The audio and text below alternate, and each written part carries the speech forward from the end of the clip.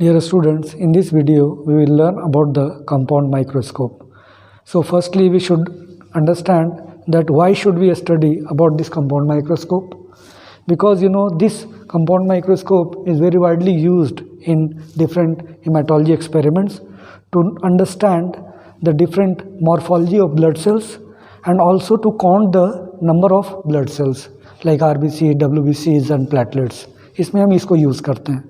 So we should understand that this microscope जो होता है वो different types के microscope होते हैं. आपने सुना होगा, that is simple microscope भी होता है, compound भी होता है, then electron microscope भी होता है. This compound, इसको हम compound microscope क्यों कहते हैं? Why it is called? So compound microscope इसे हम इसलिए कहते हैं because it uses more than one lenses, magnifying convex lenses इसमें एक से ज़्यादा यूज़ होता है. ओके सो इसमें 2 कॉन्वेक्स लेंसेज यूज होते हैं, magnifying lenses, and simple microscope में हम ओनली 1 मैग्नीफाइंग लेंसेज यूज होता है. इसलिए इसको हम कंपाउंड माइक्रोस्कोप कहते हैं. Okay because it is more than 1 lenses, magnifying lenses. So you can understand the different parts of this compound microscope. So starting with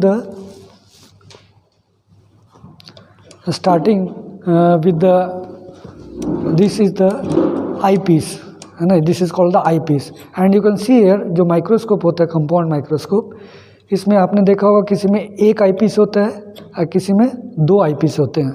तो इसमें 2 है, so it is called binocular compound microscope.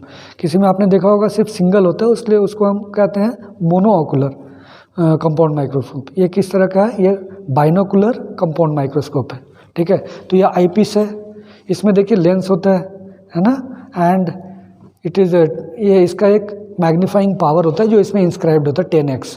सो ये 10 times ये magnify करता है ये eyepiece हमारा. ठीक है, उसी तरह इसमें भी है, ये भी 10x इसमें भी लिखा हुआ है ना. सो ये हमारा जो होता है वो 10x मैग्नीफिकेशन करता है ये आईपीस. अब ये देखें, नीचे जाते हैं हम, तो this is the body tube. ये बॉडी ट्यूब होता है. ठीक है, ये बॉडी ट्यूब में नीचे में प्रिज्म होता है. ओके जो कि हमें देखने में हेल्प करता है. Okay then at the lower end of the body tube there is the nose piece. ये नोज पीस होता है जिसमें एक फिक्स्ड नोज पीस होता है, एक रिवॉल्विंग होता है, नीचे वाला रिवॉल्विंग होता है. Okay so lower end of the body tube is having the nose piece. Okay this nose piece is having एक फिक्स्ड नोज पीस होता है जो फिक्स होता है, ऊपर में वाइट वाला आप देख रहे हैं, एंड नीचे में जो होता है वो रिवॉल्विंग होता है जो कि रिवॉल्व करता है ना. एंड रिवॉल्विंग नोज पीस से कनेक्टेड क्या होता है? ऑब्जेक्टिव लेंसेज होता है, different objective lenses okay. And ये जो ऑब्जेक्टिव लेंसेज होते हैं, अब देखेंगे अब ऑब्जेक्टिव लेंसेज के बारे में. इसमें ये एक लेंस होता है objective lenses. So there are, इसमें हमारा 4 तरह का ऑब्जेक्टिव लेंसेज इसमें फिक्स्ड है. Okay you can see here it is inscribed. जो ऑब्जेक्टिव लेंसेज जो होते हैं इसमें कितना इसमें भी मैग्नीफिकेशन होगा, है ना. सो बेसिकली इसमें तो 4 टाइप के हैं. यूजुअली आपने बहुत सारे में 3 ऑब्जेक्टिव लेंसेज भी होते हैं. तो इसमें एक जो होता है वो 4x मैग्नीफिकेशन कर रहा है. दिस रेड कलर का जो है, ये रेड कलर का है, you can see here 4x लिखा हुआ है, तो 4 टाइम्स ये मैग्नीफाई कर रहा है. उसके बाद जो येलो वाला होगा वो क्या है? वो 10x magnification. You can see here 10x लिखा हुआ है, उसके बगल में एक और नंबर लिखा है 0.25. This is called the numerical aperture, है ना. तो ये इसमें कितने टाइम्स मैग्नीफिकेशन कर रहा है ये लिखा हुआ है इसमें 10x, 10 टाइम्स मैग्नीफाई कर रहा है ये ऑब्जेक्टिव लेंस. इसके बगल में 0.25 है, that is the numerical aperture. Numerical aperture क्या होता है ऑब्जेक्टिव लेंस का? It is also called the resolving power of the lens. Numerical aperture is the resolving power of the lens और light gathering power of the lens, है ना. तो light को gather करने में ये हेल्प करता है. ठीक है, न्यूमेरिकल अपर्चर. तो 10x एक ऑब्जेक्टिव लेंस है. फिर आप देखेंगे दूसरा क्या है, एक 40x होता है, यहाँ पे लिखा हुआ 40 या 45x का, बगल में लिखा हुआ 0.65, ये न्यूमेरिकल अपर्चर हो गया. ठीक है, ठीक है.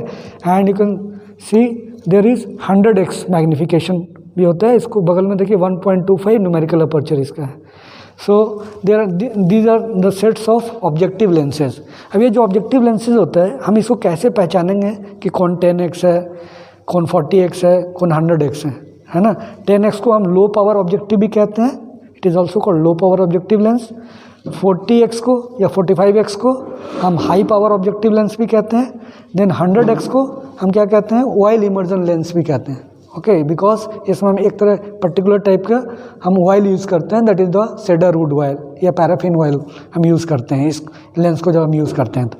ठीक है, एक तो हमारा इसमें कैसे हम पहचानेंगे, एक तो आपका लिखा हुआ है इसमें ऑब्जेक्टिव लेंस के ऊपर लिखा हुआ भी है 10x 40x है ना, 100x, जो भी इतना टाइम्स मैग्नीफाई हो रहा है। उसके बाद इसमें देखिएगा आप एक रिंग टाइप का कलर कोडेड रिंग है। 10x में येलो होता है यूजुअली है ना, और 40x में कलर कोडिंग क्या होता है, ब्लू होता है, और 100x में जो ऑयल इमर्सन लेंस है वो वाइट रिंग होता है इसमें। Okay, so these are the identification by which we can, these are the ये आपका आइडेंटिफाई करने का ये मेथड है। Okay, so we can identify the different objective lenses. ये हमारा ऑब्जेक्टिव लेंस हो गया। ठीक है, so one more important thing regarding this objective lens, that when we are using this 10x, अगर हम किसी ऑब्जेक्ट को अगर हम देख रहे हैं किसी एक पर्टिकुलर ऑब्जेक्टिव लेंस पे, तो कैसे हम पहचानें कि हमारा लेंस सेट हो गया है ना। सो कैसे पहचानेंगे, जब हम ऑब्जेक्टिव लेंस को हम रिवॉल्व करते हैं और ये एक क्लिक का आवाज़ आएगा, तब हम समझेंगे कि ये हमारा लेंस ये फोकस में आ गया।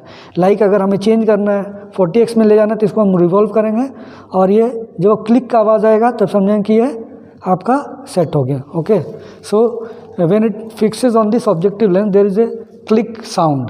So in this way we can understand that this objective lens has been focused. Okay, so this is about the objective lenses. Then coming down, this is the, ये जो आपका एक स्टेज टाइप का है, ये इसको हम फिक्स स्टेज कहते हैं। ये स्टेज होता है, this stage is divided into 2 parts. एक फिक्स स्टेज होता है जो कि फिक्स है, वो आपको मूव नहीं करता। दूसरा क्या है, एक आपको मैकेनिकल स्टेज होता है जो कि आप देखेंगे ये मूव कर रहा है, साइडवेज मूवमेंट होता है इसका, और एक फॉरवर्ड मूवमेंट होता है। इसके लिए एक आप देखेंगे यहाँ पे ये मूव करने के लिए एक स्क्रूज है इसके। Okay, can see sideways movement के लिए इधर है ना, और एक फॉरवर्ड बैकवर्ड मूवमेंट के लिए ये वाला आपका स्क्रू है। तो ये आपका स्टेज हो गया, जो ये आपका जो आप देख रहे हैं जो स्टेज आपको मूव कर रहा है। Okay, this is called the mechanical stage है ना। This portion which is moving along with this forward and backward, this is the mechanical stage. and इस mechanical stage में आप देखेंगे ये clips हैं।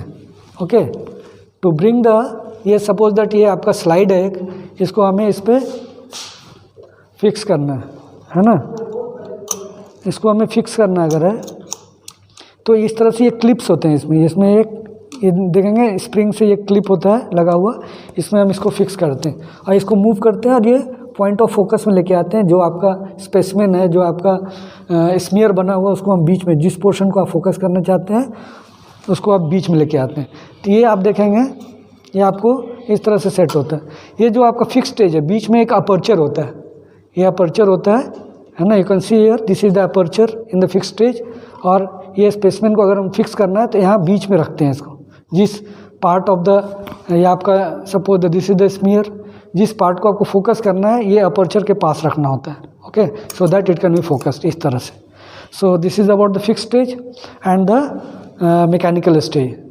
Then coming on to the sub stage, stage के नीचे वाला जो एरिया होता है, this area, this is called the sub stage. और कंडेंसर भी होता है, you can see here, condenser को हम ओपन भी कर सकते हैं, यहाँ पे देख सकते हैं आप, ये कंडेंसर है, ये देखिए निकल जाता है ना। इसमें भी लेंस सिस्टम होता है अंदर में।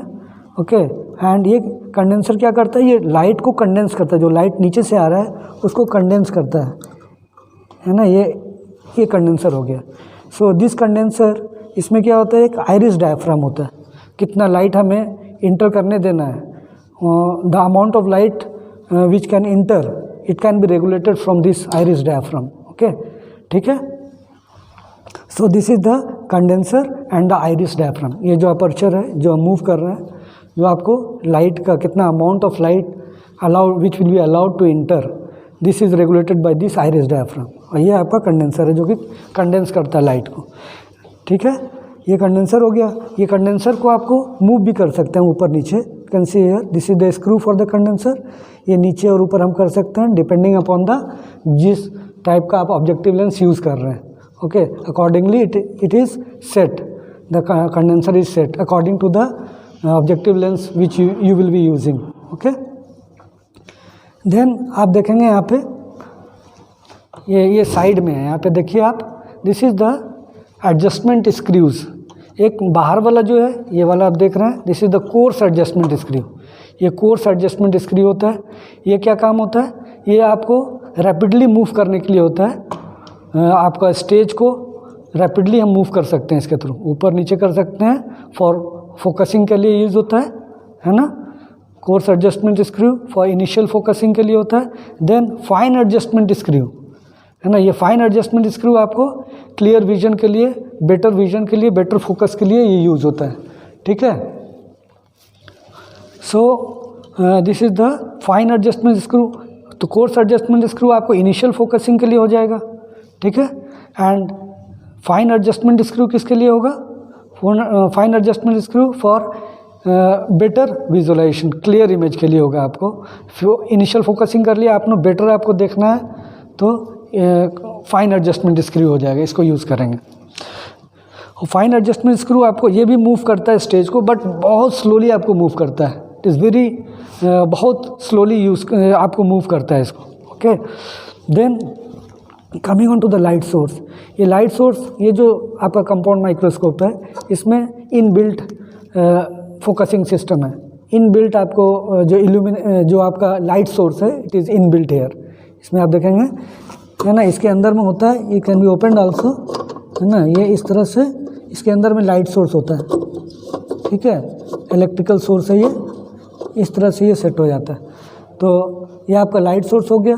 ठीक है. ये आपको इससे लाइट यहाँ से it can B switched on. यहाँ पे देखो, ये स्विच ऑन हो सकता है. इधर देखिए, इस तरह से स्विच ऑन कर सकते हैं, फिर स्विच ऑफ कर सकते हैं. देन ये जो लाइट सोर्स है, यहाँ से आपको रेगुलेट भी कर सकते हैं, कितना लाइट आपको चाहिए, कम चाहिए, ज़्यादा चाहिए, है ना. It can be regulated. This is the switch for the light and this is the base और द फुट. एंड ये जो आपका माइक्रोस्कोप होता है, इसको हम कैसे हैंडल करते हैं, इस तरह से आपको पकड़ना चाहिए, है ना. इस तरह से नीचे आपको सपोर्ट देना है and it should be hold like this. Okay. One very important point two understand which is usually asked in the viva, that when you are using the 10x objective lens, okay, 10x you know, yellow वाला जो होता है इस ring, 10x objective lens जब use कर रहे होते हैं तो टोटल मैग्नीफिकेशन कितना होगा. अगर कोई स्पेसिमेन अगर हम फोकस कर रहे हैं, है ना, और अगर हम 10x पे अगर हम इस स्पेसिमेन को देख रहे हैं, ठीक है, तो कितना टोटल मैग्नीफिकेशन कितना आएगा.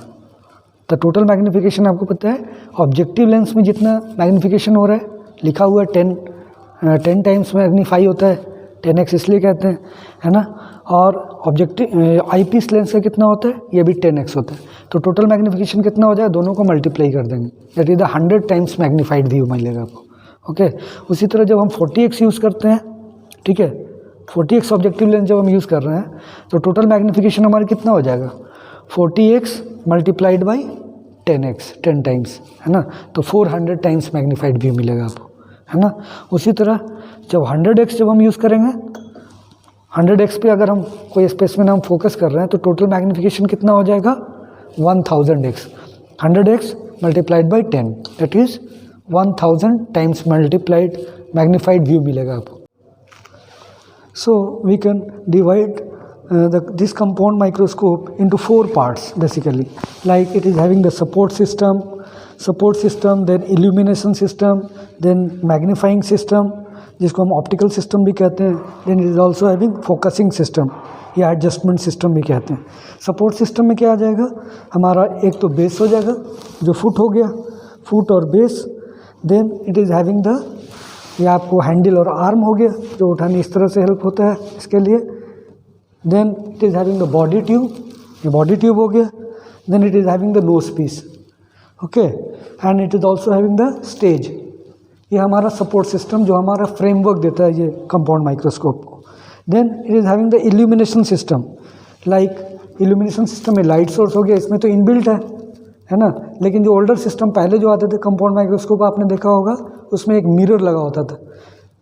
उस मिरर में एक प्लेन साइड होता था, एक कॉन्केव साइड होता था. लेकिन इसमें तो इनबिल्ट है इल्यूमिनेशन सिस्टम है. ठीक है, लाइट सोर्स इसमें इन बिल्ट है। Then it is also having the condenser, ये भी इल्यूमिनेशन सिस्टम में आता है, ठीक है, कंडेंसर या सब स्टेज कंडेंसर कहते हैं। Then it is also having the magnifying system, जिसको हम ऑप्टिकल सिस्टम कहते हैं। ऑप्टिकल सिस्टम में हमारा ये आईपीस लेंसेज हो गया एंड ऑब्जेक्टिव लेंसेज हो गए, ठीक है, ये आपका दो हो गया, मैग्नीफाइंग सिस्टम या ऑप्टिकल सिस्टम, ठीक है। देन द फोकसिंग सिस्टम, जो फोकस करने में हेल्प करता है, या एडजस्टमेंट सिस्टम भी कहते हैं। इसमें क्या है, कोर्स एडजस्टमेंट स्क्रू है और एक फाइन एडजस्टमेंट स्क्रू है, ठीक है, ये एडजस्टमेंट में हमें हेल्प करता है, ठीक है। So we can divide this parts of this compound microscope in these 4 categories. Okay, thank you so much.